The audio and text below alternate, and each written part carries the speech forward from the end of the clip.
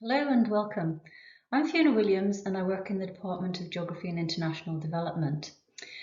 The topic of today's live lecture is also the reason why this particular part of the session isn't live. I live in a remote rural area, and whilst the internet is mostly sufficient most of the time, it does tend to have a bit of a wobble late afternoon, and it can also be a little bit sensitive to adverse weather conditions. That, combined with two teenagers homeschooling, made the whole live part of the session on this topic a little bit risky. So, for a number of years, my research interests have been at the intersection of digital geographies and rural studies. And I teach on a final year module called Smart Places. That looks at how developments in digital technology are impacting on society and the economy, and also shaping places and some of the associated challenges and understandings in relation to that. Today, I'd like to attempt to answer the question that I've posed myself, in that are we in a winter of digital discontent? And I frame that around three main questions. Firstly, why the emphasis on remote rural connectivity? Secondly, what is the role of COVID in all of this? And thirdly, just to consider what are the future prospects, the implications of some of these issues going forward. Work in this area tends to fall under this umbrella term of digital inequalities. And it's sometimes easy to forget that actually the internet hasn't always been there. Initially, studies looked at internet use and the haves and have-nots against a background where, okay, the internet was becoming increasingly prevalent, but was in no way ubiquitous. And those early studies in the 90s and sort of early 2000s tended to look at access and use in terms of the digital divides, and what are quite often framed first level digital divides. And that was very much about the gap between individuals, households, businesses, geographic areas, and their opportunities to access information and communication technologies, and also their opportunities to use those. As the internet and as technologies and digital have become sort of more prolific and more widespread and more embedded in our everyday lives, the emphasis of that debate has shifted. And it's framed much more now in terms of digital exclusion. And that takes into account the fact that actually the geographies of all of this are far more complex. It's more about barriers to participation, which are varied and many. And as part of that, we start to consider skills and usage as well. So why the emphasis on remote rural? Well, a number of years ago, the Oxford Internet Survey incorporated a larger rural sample because they wanted to get a sense of what was going on in terms of internet use in rural areas. And what they found was that there was an urban and rural digital divide, but it was much more nuanced than that, in the sense of the geography. What you had were urban and accessible rural areas, or what were termed shallow rural areas, who were faring much better than, on the other side of the divide, the more remote rural areas. And that's my mum on the cover of that report. And at that time, she lived in a remote rural area, and she was very much deemed as being in the slow lane of two-speed Britain. And what that meant was that communities and individuals who lived in remote rural areas were by nature of that geography, much more likely to be digitally excluded and less able to participate in online activities that were increasingly being taken for granted in other areas. And that manifested itself in two ways, or the reasons for this were twofold. What you had were those in remote rural areas that perhaps had never been on the internet, and the reasons for that being, one was motivational, in that, well, you don't miss what you've never had, but the other was the fact that they couldn't actually access the infrastructure that would enable them that connectivity. The example given there of, well, they relayed the cable and after that said, sorry, there's nothing more we can do, please don't call us again. There was also the cohort that had an internet connection, but the quality of that internet connection and the speeds available on that internet connection were also prohibitive in terms of its use. There was an interview that I carried out with a teenage girl, and she was explaining, the internet is so bad that my friends tell me I shouldn't even be on the internet. You've got such bad internet. And those are the sort of the issues that were going on, and that we're tending to see in deep rural or remote rural areas. And this was taking place against a backdrop of policy that was known at that time about the Broadband Delivery Project UK. And that was about trying to get the vast majority of the UK superfast broadband, and in addition to that, to connect in what were termed the final few, those that couldn't necessarily perhaps get superfast broadband, but were entitled to a basic level of broadband. This, or running parallel with this, was the digital by default ambition, i.e. trying to get a number, or all public services ultimately, to a digital format, public services online. And that presented some issues, in that we're in a situation where you're trying to get public services online at the same time when a large proportion of the population weren't online. And some bright spark thought that it would probably be quite good to trial the sort of online digital by default platform through the use of the farm payment scheme. Now, that was always going to be quite problematic in the sense that you were sort of targeting online provision to a group that were probably least likely to be online in the first place for a whole number of reasons, including the fact that a number of them couldn't and potentially still can't get an internet connection. So a lot of not great headlines followed, and what that led to was a rural broadband and digital only services inquiry. So that looked much more closely at, well, why isn't this working? What are the issues? What are the problems? And one of the outcomes of that inquiry was that the universal service commitment, that the basic level of broadband that a household in the UK should be able to access, was raised from 2 to 10 megabits per second download speed. So where did that leave remote rural areas pre-COVID? Well, in terms of the work that I was involved with, what we were seeing were these very complex combinations of attitudes towards the internet, experiences of the internet, and digital skills and competencies.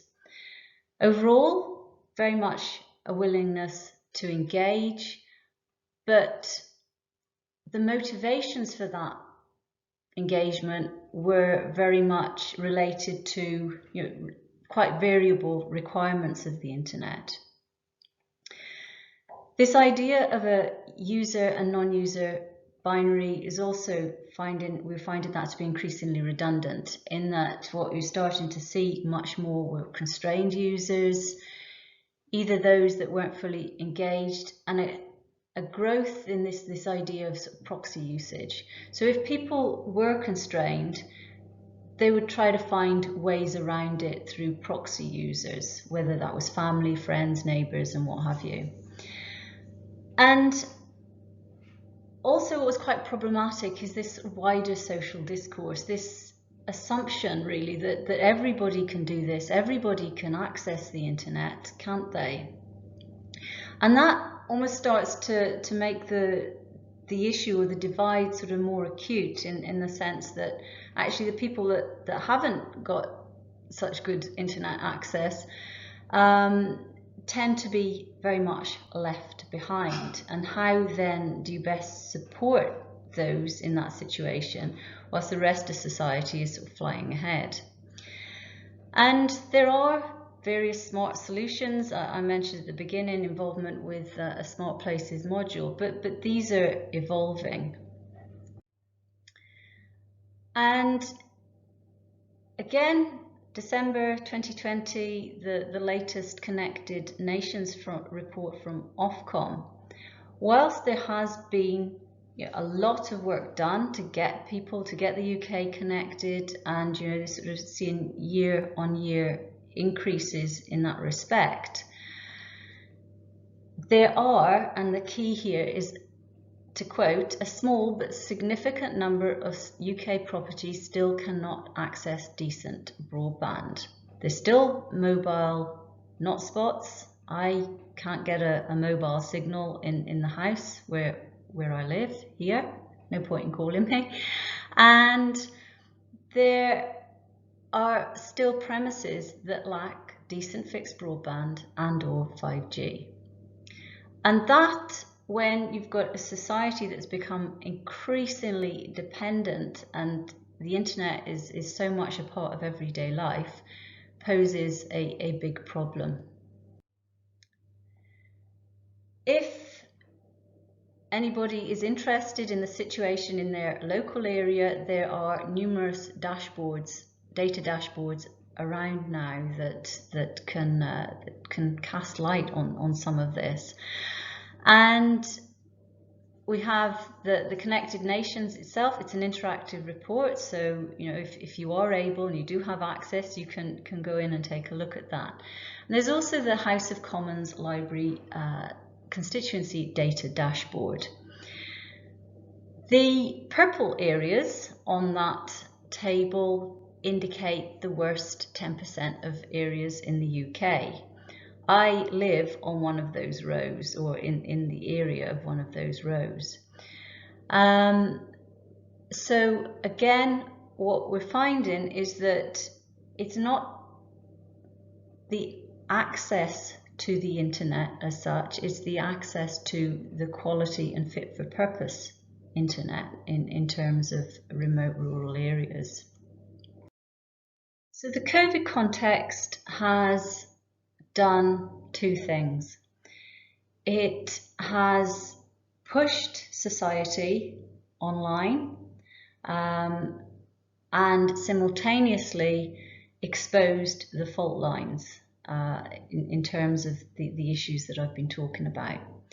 So in the Connected Nations report, there's acknowledgement that fast and reliable broadband and mobile connections have been essential to allow people to work from home, to allow school children to keep up with their schoolwork, access medical appointments, public services, stay in touch with friends, order online shopping, keep yourself entertained, and so on.